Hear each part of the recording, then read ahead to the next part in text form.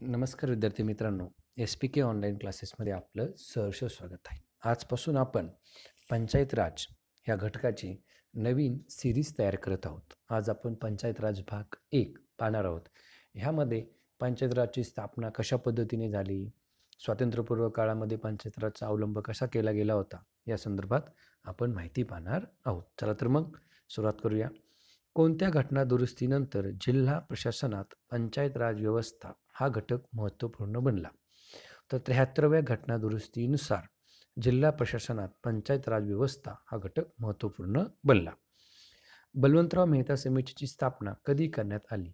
बलवंतराव मेहता समितीची स्थापना ही 1957 साली करण्यात आली. त्यानंतर अशोक मेहता समिती कधी स्थापन करण्यात आली? अशोक मेहता समिती 1977 साली स्थापन करण्यात आली. कोणत्या घटना दुरुस्तीनुसार पंचायत राज व्यवस्थेला घटनात्मक दर्जा प्राप्त झाला? म्हणजे पंचायत राज ह्या आधी व्यवस्थेमध्ये होती, परंतु तिला खरा घटनात्मक दर्जा हा 73व्या घटना दुरुस्तीनुसार प्राप्त झाला. कोणत्या सरकारने 73वी घटना दुरुस्ती केली? तर PV नरसिंहराव सरकारने 1992 साली 73वी व 74वी घटना दुरुस्ती केली. पंचायत राज व्यवस्थेला घटनात्मक दर्जा कधी मिळाला? पहा, पंचायत राज व्यवस्थेला घटनात्मक दर्जा हा 20 एप्रिल 1993 साली मिळाला. अतिशय महत्त्वाचा प्रश्न आहे. पंचायत राज व्यवस्थेला घटनात्मक दर्जा हा 20 एप्रिल 1993 साली मिळाला. ग्रामपंचायत स्थापन करून त्या बळकट करण्यासाठी कोणत्या कलमात उल्लेख केलेला आहे? तर कलम 40 हे ग्रामपंचायतीशी संबंधित आहे. ग्रामपंचायती स्थापन करून त्या बळकट करणे हा विषय कोणाच्या अधिकारात आहे? पहा, कोणत्या ठिकाणी ग्रामपंचायत स्थापन करायची हे सर्वस्वी राज्य सरकारच्या हातामध्ये आहे. ग्रामपंचायती स्थापन करून त्या बळकट करणे हा विषय राज्य सरकाराच्या अधिकारात आहे. कोणत्या घटना दुरुस्ती विधेयकानुसार महिलांसाठीचे आरक्षण 50% करण्यात आले? पहा, 110व्या घटना दुरुस्तीनुसार महिलांसाठीचे आरक्षण 50 करण्यात आले. हे आधी हे आरक्षण 33% असे होते. देशातील सर्वात जुनी नागरी स्वराज्य संस्था कोणती आहे? पहा, सर्वात जुनी नागरी स्वराज्य संस्था 29 सप्टेंबर 1688 मध्ये मद्रास महानगरपालिकेची स्थापना झाली व सध्या ती देशातील सर्वात जुनी अशी महानगरपालिका आहे. कोणत्या कायद्यानुसार भारतात ग्रामपंचायती स्थापन झाल्या? तर 1912च्या कायद्यानुसार भारतात ग्रामपंचायती स्थापन झाल्या. कोणत्या कायद्यानुसार ग्रामपंचायतीचे कामकाज प्रत्यक्ष सुरू झाले? पहा, 1912च्या कायद्यानुसार ग्रामपंचायती स्थापन झाल्या, परंतु 1952च्या कायद्यानुसार ग्रामपंचायतीचे काम प्रत्यक्ष सुरू झाले. देशातील सर्वात मोठी नागरी स्वराज्य संस्था कोणती आहे? नीट प्रश्न आहे का? देशातील सर्वात मोठी नागरी स्वराज्य संस्था कोणती आहे?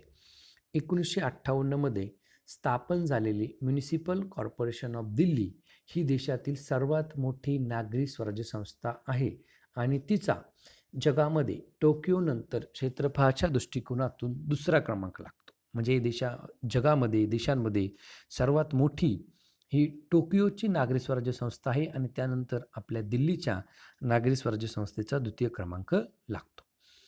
1793च्या चार्टर कायद्यानुसार भारतामध्ये कोठे पालिका संस्था स्थापन करण्यास सुरुवात झाली होती? 1793च्या चार्टर कायद्यानुसार मद्रास, मुंबई व बंगाल प्रांतामध्ये पालिका संस्था स्थापन करण्यास सुरुवात झाली होती. भारतातील पहिला म्युनिसिपल कायदा कधी व कुठे करण्यात आला? पहा मित्रांनो, भारतातील पहिला म्युनिसिपल कायदा 1842 मध्ये बंगाल प्रांतात करण्यात आला. आर्थिक सत्ता स्थानिक स्वराज्य संस्थांच्या हाती सोपविण्यासाठी कधी कायदा करण्यात आला? आर्थिक सत्ता स्थानिक स्वराज्य संस्थांच्या हाती सोपविण्यासाठी 1870 साली कायदा करण्यात आला. स्थानिक स्वराज्य संस्था कायदा कोणी व कधी केला? पहा, स्थानिक स्वराज्य संस्था कायदा लॉर्ड रिपन यांनी 28 मे 1882 साली केला. स्थानिक स्वराज्य संस्थाचे जनक कोणास म्हटले जाते? तर लॉर्ड रिपन या स्थानिक स्वराज्य संस्थाचे जनक असे म्हटले जाते. समुदाय विकास योजना कधी सुरुवात करण्यात आली? तर समुदाय विकास योजनेस 2 ऑक्टोबर 1952 या सालापासून सुरुवात करण्यात आली. पुढे राष्ट्रीय विस्तार योजना ही किती खेड्यांच्या गटासाठी राबविण्यात आली होती?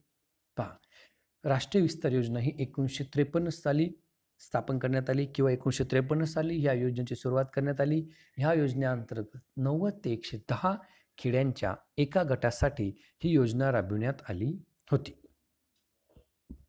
बलवंतराव मेहता समितीची स्थापना कधी करण्यात आली?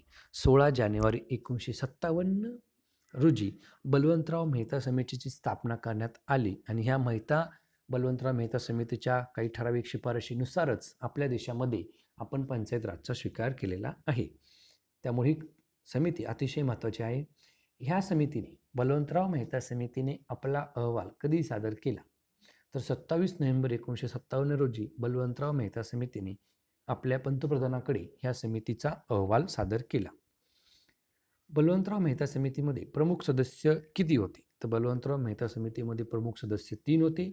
ते पहा कोणकोणते? डी.पी. सिंग, व्ही.जी. राव आणि ठाकूर फुलसिंग हे ह्या समितीचे प्रमुख सदस्य होते. बलवंतराव मेहता समितीच्या काही प्रमुख शिफारशी आपण पाहणार आहोत, ज्या आपल्याला परीक्षेमध्ये याआधी विचारलेल्या आहेत आणि ह्या पुढेही विचारल्या जाऊ शकतात. शिफारस पहिली पहा, त्रिस्तरीय ग्राम प्रशासन व्यवस्था निर्माण करावी. यामध्ये जिल्हा परिषद, पंचायत समिती आणि ग्रामपंचायत म्हणजे त्रिस्तरीय ग्राम प्रशासन व्यवस्था निर्माण करण्याची सर्वप्रथम शिफारस ही बलवंतराव मेहता समितीने केलेली आहे. जिल्हा परिषद, पंचायत समिती सभापती, आमदार, खासदार यांना जिल्हा परिषद सदस्यत्व पद द्यावे, पण त्यांना मतदानाचा अधिकार देऊ नये. कनिष्ठ स्तरावरील ग्रामपंचायत ग्रामसभा असावी. गावातील सर्व प्रौढ मतदारांचा त्यात समावेश असावा. ही सुद्धा तरतूद ही बलवंतराव मेहता समितीने केलेली आहे. न्यायपंचायतमध्ये एक किंवा अधिक ग्रामसभेकडून निवडलेली न्यायपंचायत स्थापन करावी. म्हणजे न्यायपंचायत स्थापन करण्याची तरतूद ही बलवंतराव मेहता समितीने केलेली आहे. जिल्हा परिषदेचा अध्यक्ष, उपाध्यक्ष असून जिल्हाधिकारी हा पदसिद्ध अध्यक्ष असावा. पहा, त्याला अध्यक्ष व उपाध्यक्ष असून जिल्हाधिकारी हा ह्या जिल्हा परिषदेचा पदसिद्ध अध्यक्ष असावा, अशी तरतूद बलवंतराव मेहता समितीने केलेली आहे. पुढे पहा, बलवंतराव मेहता समितीच्या शिफारशीनुसार भारत सरकारने कधी स्वीकारल्या? तर फेब्रुवारी 1958 मध्ये बलवंतराव मेहता समितीच्या शिफारशी आपल्या भारत सरकारने स्वीकारल्या आहेत. त्यानंतर पहा, बलवंतराव मेहता समिती स्थापन झाल्यानंतर आपल्या भारत सरकारने एक अभ्यास गट स्थापन केला. त्याला त्यांनी नाव दिलं लखतमल जैन अभ्यास गट. याची स्थापना कधी करण्यात आली? तर 17 जुलै 1966 रोजी तखतमल जैन अभ्यास गट ची स्थापना करण्यात आली. पुढे पहा, आता ह्या समितीमध्ये सदस्य सचिव कोण होते? तर प्रशासन सुधार आयोगाचे उपसचिव आर चोप्रा यांची सदस्य सचिव म्हणून नियुक्ती करण्यात आलेली होती. आता ह्या समितीच्या काही महत्त्वपूर्ण सूचना किंवा शिफारसी आपण पाहूया. गाव रखवालदार ग्रामपंचायतीकडे वर्ग करावा. पहा, प्रमुख महत्त्वाची शिफारस, गाव रखवालदार ग्रामपंचायतीकडे वर्ग करावा. दुसरी शिफारस, राज्य शासनाने ठरवून दिल्याप्रमाणे गावातील जागांचे वाटप ग्रामपंचायतीने करावे. नंबर 3, राज्य शासनाने व पंचायत समितीने ठरवून दिल्याप्रमाणे जमिनीचे वाटप ग्रामपंचायतीने करून ग्रामसभेस अहवाल सादर करावा. नंबर 4, पंचायती राज फायनान्स कॉर्पोरेशन स्थापन करावे. हा आयोग ग्रामीण व शहरी सर्व स्थानिक स्वराज्य संस्थांसाठी असावा. ह्यावर तलाठी परीक्षेमध्ये प्रश्न विचारला होता की पंचायत राज फायनान्स कॉर्पोरेशन स्थापन करावे अशी शिफारस कोणत्या समितीने केलेली होती? तर ती शिफारस या लखितमल कमिटीने केलेली होती. त्यानंतर पहा, अशोक मेहता समितीची स्थापना करण्यात आली. अशोक मेहता समितीची स्थापना ही केंद्र सरकारने 1970 साली केली. आता ही समिती स्थापन करण्याचं कारण काय? कारण पंचायत राज पद्धतीचं मूल्यमापन या समितीने केलं की बाबा पंचायत राज ही पद्धत योग्य रीतीने चाललेली आहे का, याचा कारभार योग्य होतो का. तर ही कमिटी समाजवादी विचारवंत अशोक मेहता यांच्या अध्यक्षतेखाली स्थापन करण्यात आली होती. प्रश्न पुढचा, अशोक मेहता या समितीमध्ये एकूण किती सदस्य होते? तर अशोक मेहता या समितीमध्ये एकूण 13 सदस्य होते. ह्या समितीने अहवाल केंद्र सरकारकडे कधी सादर केला? तर 21 ऑगस्ट 1978 रोजी अशोक मेहता समितीने केंद्र सरकारकडे त्यांचा अहवाल सादर केला. आता अशोक मेहता समितीतील काही आपण महत्त्वपूर्ण शिफारशी पाहूया. द्विस्तरीय पंचायत पद्धतीचा अवलंब करावा. ह्यामध्ये जिल्हा परिषद व मंडल पंचायत असावी. नंबर 2, ग्रामपंचायतीपासून न्यायपंचायती स्वतंत्र कराव्यात. नंबर 3, पंचायत राज्याला वैधानिक दर्जा द्यावा. ह्या शिफारशी आपण पाहिल्या. पुढचा प्रश्न, नगरपालिका प्रशासनात आर्थिक विकेंद्रीकरण कोणी आणले? पहा, नगरपालिका प्रशासनात 1871च्या कायद्यानुसार यामध्ये आर्थिक विकेंद्रीकरण आणण्यात आले. पुढे प्रश्न 31, कोणत्या संस्थानाने स्वातंत्र्यपूर्व काळापासून पंचायत राज पद्धतीचा स्वीकार केला होता? तर औंध संस्थानाने स्वातंत्र्यपूर्व काळापासून पंचायत राज पद्धतीचा पुरस्कार केलेला आहे.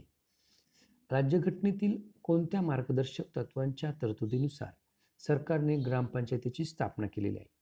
राज्यघटनेतील राज्य धोरणाची मार्गदर्शक तत्वानुसार ग्रामपंचायतीची स्थापना करण्यात आलेली आहे. आपल्या देशात सर्वप्रथम पंचायत पद्धती कुठे सुरू झाली? तर आपल्या देशात सर्वप्रथम राजस्थान ह्या राज्यामध्ये पंचायत पद्धतीचा स्वीकार करण्यात आला. भारतातील ग्रामीण स्थानिक स्वराज्य संस्था ह्या कोणत्या नावाने ओळखल्या जातात? तर भारतातील ग्रामीण स्थानिक स्वराज्य संस्था ह्या पंचायत राज नावाने ओळखल्या जातात. पंचायत राज हे कोणाचे स्वप्न होते? पंचायत राज हे महात्मा गांधी यांचे स्वप्न होते. ग्रामपंचायतीला लोकशाहीचे मूळ व राष्ट्रीय एकात्मतेचे घटक आहेत हे विधान कोणी केले? ग्रामपंचायती ह्या लोकशाहीचे मूळ व राष्ट्रीय एकात्मतेचे घटक आहेत हे विधान पंडित नेहरूंनी केलेले आहे. पंचायत राज प्रयोगामुळे कोणत्या संकल्पनेत आमूलाग्र बदल झाला? तर पंचायत राज प्रयोगामुळे समुदाय विकास जो कार्यक्रम होता या संकल्पनेत आमूलाग्र बदल करण्यात आला. स्थानिक शासन संस्थेची निर्मिती कोणाच्या कायद्याने केली गेली किंवा कोणत्या कायद्याने केली गेली? राज्य शासनाच्या कायद्याने स्थानिक शासन संस्थेची निर्मिती करण्यात आली. कोणत्या समितीने त्रिस्तरीय पंचायत राज व्यवस्थेची शिफारस केली? तर बलवंतराव मेहता समितीने ही शिफारस केली. आणि का केली? कारण ही शिफारस करण्यामागं विकास कार्यात जनतेने जास्तीत जास्त सहभाग घ्यावा व जनतेच्या जास्तीत जास्त सहभागाची खातरजमा व्हावी यासाठी बलवंतराव मेहता समितीने त्रिस्तरीय पंचायत राजची व्यवस्थेची शिफारस केली. पहा, याच्यामध्ये ग्रामपंचायत नंतर पंचायत समिती, त्यानंतर जिल्हा परिषद, म्हणजे प्रत्येक गटामध्ये जनतेचा मोठ्या प्रमाणावर सहभाग मिळवला जातो.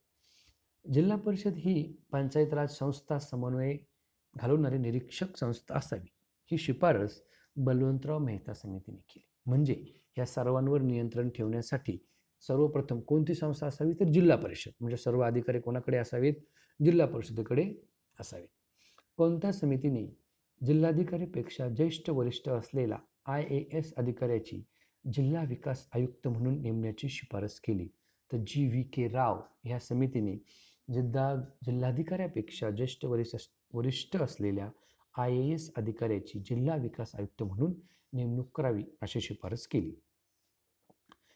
ह्या कोणत्या समितीने महाराष्ट्र शासनाने कोणाच्या अध्यक्षतेखाली एक लोकशाही विकेंद्रीकरण समिती नेमली?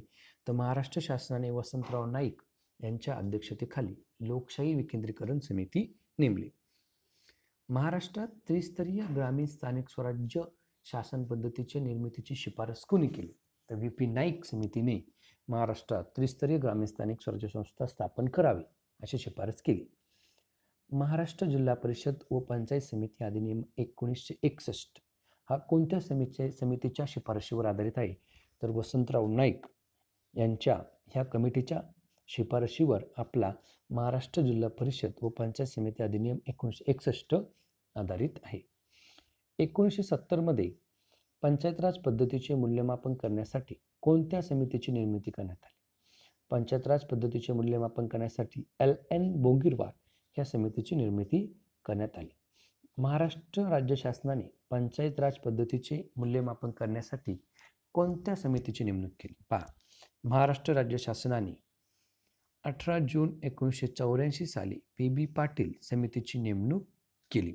तर मित्रांनो, हा व्हिडिओ आपल्यास आवडला असेल तर लाईक करा आणि आपण जर ह्या चॅनलवर नवीन असाल तर चॅनल सबस्क्राईब करायला विसरू नका. धन्यवाद.